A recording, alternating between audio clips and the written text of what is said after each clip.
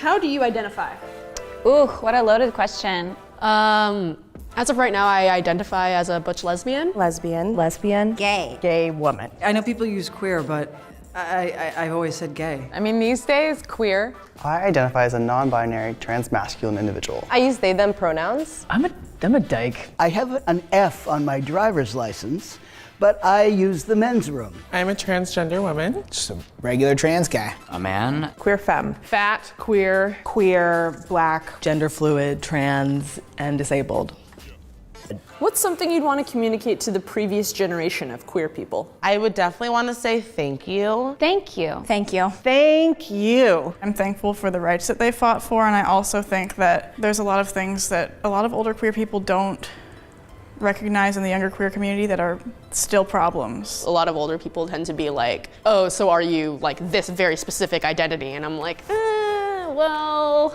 The older community, they still have biases, and having them just be open to ask questions instead of being rude or aggressive towards us for choosing our path. Our generation being more open and using different language and needing to take space sometimes, I think is valid, and that doesn't mean we're invalidating their experiences. You know, there used to be like 3 names for being gay, kinda, and now there's binary or something like that. And as an old person, it's kind of hard to remember the language, but I think it's wonderful because I don't think people should fit themselves in a box. Older folks won't always be perfect, but as long as we're all trying, I think that we can really find the value in our elders. I mean, truly, these people know what it's like to fight in a way that we don't. What's something you'd want to communicate to younger queer people?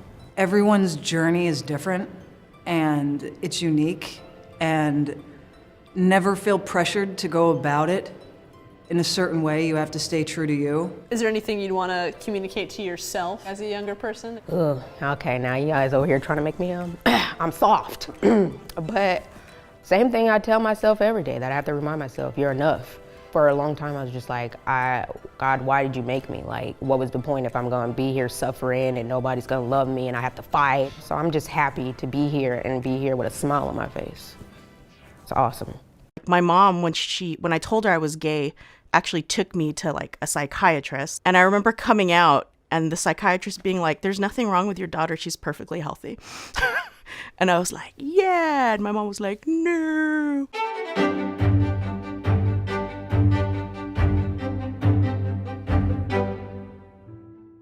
Watching TV, you see a lot of, fairy tales, and you see men and women getting married. You hear it in songs.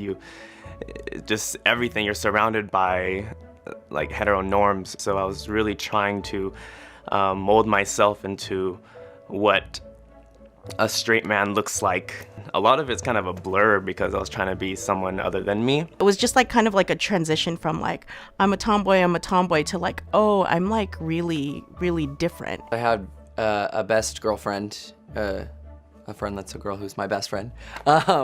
And about the same time that I came out, she did as well. And it was just really helpful to have 2 people doing that at the same time, and it kind of brought us closer together. Even when I was coming out, like, I still had the things that I've heard from like friends and family growing up about, gay people. There were still those attitudes left over in my mind, so I had to like really educate myself and immerse myself into that community and that world. I've been more comfortable with talking about it, but it's still not something that I'll come out and say, hi, I'm Jen, I'm bi.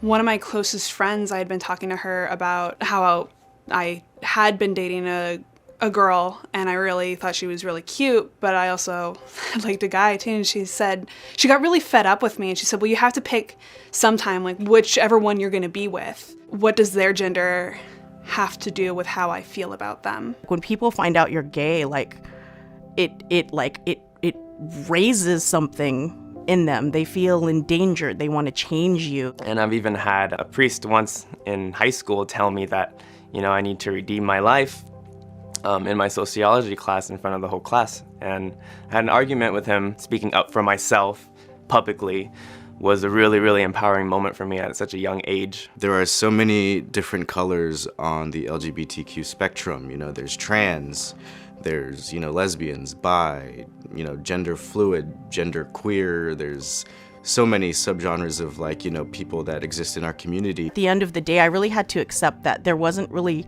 a single subculture that was gonna define me. I had to accept that I was made of all of these things and that all of these identities don't necessarily make me. Be accepting of yourself, even though other people might not do it. Maybe I lost a few Facebook friends over it, but at the end of the day, that's okay. How you feel is not what everyone says that you are.